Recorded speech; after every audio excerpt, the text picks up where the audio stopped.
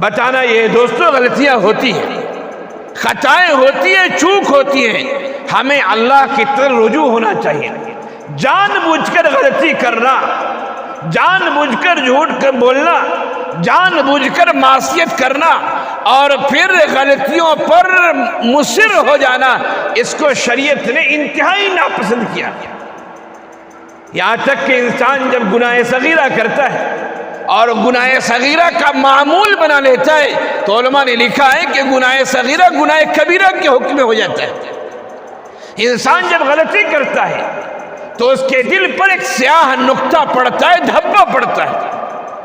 جب وہ توبہ کر لیتا ہے وہ دھبا ختم ہو جاتا ہے، لیکن وہ توبہ نہیں کرتا ہے، گناہ پر گناہ کرتا چلا جاتا ہے تو ایک وقت ایسا آتا ہے کہ اس کا دل پورا کا پورا سیاہ ہو جاتا ہے، پھر اس سے توبے کی صفت اور توبے کی کیفیت بھی سلب ہو جاتی ہے، اسے توبہ کرنے کی توفیق نہیں ملتی۔ اللہ تعالیٰ غفار ہے، اللہ تعالیٰ ستار ہے، اللہ تعالیٰ غفور الرحیم ہے۔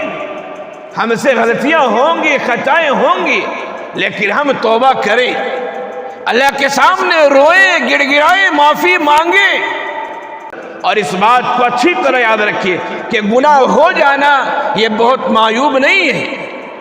گناہ جان بوجھ کر کرنا اور گناہ پر مصر ہونا یہ اللہ کے نزدیک انتہائی غلط بات ہے۔